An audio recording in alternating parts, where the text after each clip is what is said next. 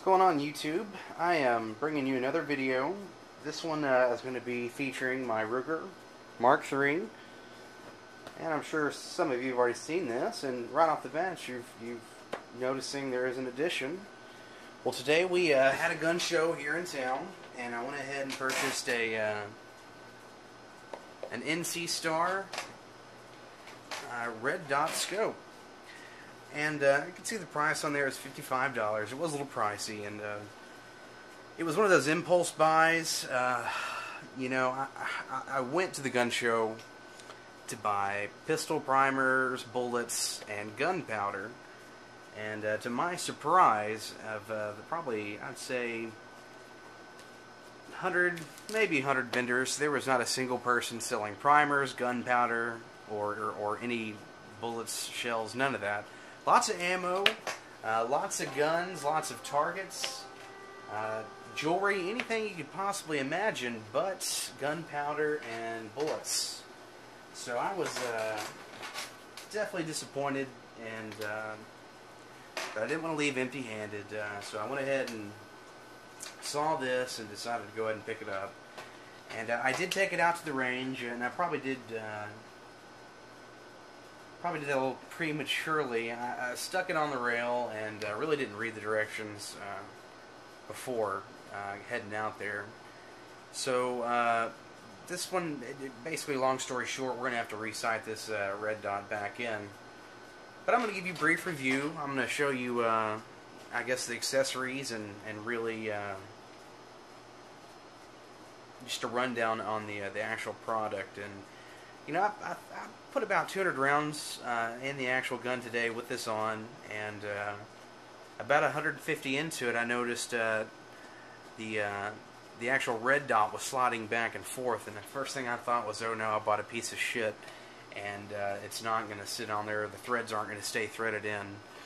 And you know, I got home, I decided to go ahead and take the red dot off and take a look and see what was going on, and luckily I found out it wasn't the actual red dot that was or the scope that was shifting back and forth. It was actually the rail.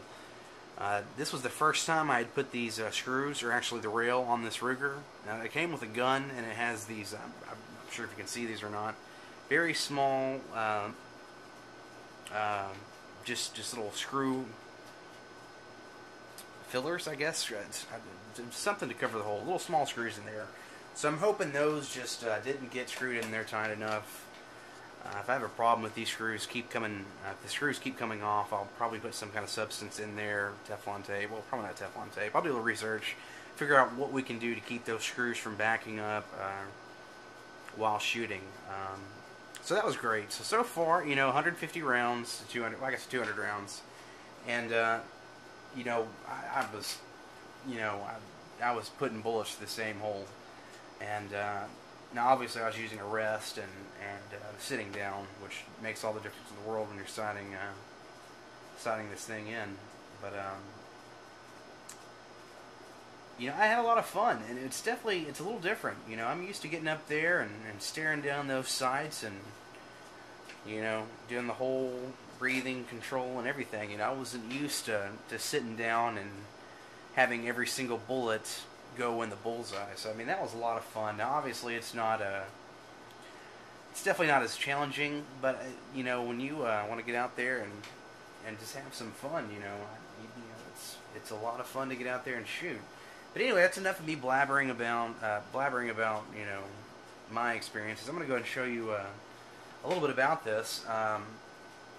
First off, I'll show you the rubber dust cover it's got, which, you know, it's definitely a nice addition. You don't want this thing to get scratched up. I imagine that would be pretty annoying, staring at the scratch while looking down the range. So the display is really not that big, definitely more than adequate for a pistol. And it's got a switch right here, and let me see if I can get you guys a better angle of what we're dealing with right here. Okay. Yeah, you're not going to be able to see what's what, maybe, but it's got 4 different kinds of settings. This one right here is a circle with a cross with a dot in it. You can switch that over to just a circle with a dot. The next setting is just a dot in the center, and then the last setting they have available for this red dot is just a cross with a dot in the center of it. So I mean that's great. You know, it's kind of like you're getting 4 red dots for the price of 1. I like to kind of switch it up every now and then, and of course it's just a day old, so I haven't really found out which particular dot I like the most. Now I'm going to go ahead and see if I can turn this thing on. To turn this on, it's got a, I guess you can see that right there. You see that little dot right there, and it's on 0. 0 means it's turned off, and if you want to turn it on, you bring it to 1. And this is I think a density control as well. So the lower number, the lower density the light is going to be. So it's on 1 right now. Let me see if I can get this sighted in here where you guys can see that. There you go, a little bit. Let me bring this camera up just a little bit.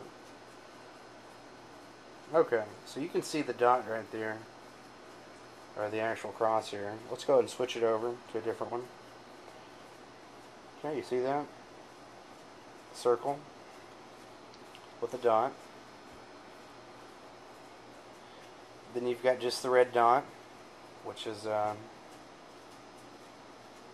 know, probably pretty popular.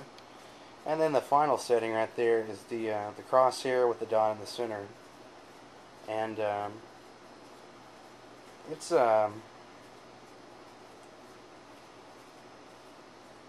pretty cool. Now my camera's really not giving this thing justice. I just kind of wanted to turn this on so you guys could see that, you know, the actual display that you're going to be seeing. So I mean, it's pretty cool. The biggest mistake I made today, like I said earlier, was I didn't read the instructions. So I was out there on the range, dialing in the scope, and I got the kit came with this little screwdriver right here, and I was like, why the hell did they give this screwdriver? Why is this screwdriver here? And I couldn't figure out. Also, you know, I've had laser sights before, where you attach them to a rail, and both screws actually go all the way through the other side. And I couldn't understand why they didn't include that on this particular kit.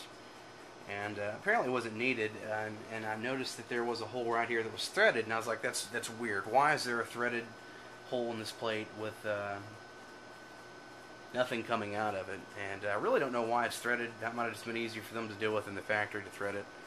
But the mistake I made was, this is actually, whenever you get this thing sighted in, you know, it comes with an Allen wrench, which I've got right here. You've got this one right here, which is really convenient. One of the better, you know, I really don't have a whole lot of experience, but I was really pleased to see that they've got arrows showing which way will control up or down. So you've got the elevation and windage over here, both of them with directional guidance to show you, you know, what you're doing with the red dot, or the actual sight. But I'm rambling again. I apologize, but hang on. Okay, I apologize about that. My mother actually came over to give me some candy. Imagine that. You gotta love Mom. Anyway, what I was trying to say is I screwed up. I went out to the range, got the sight dialed in really good, and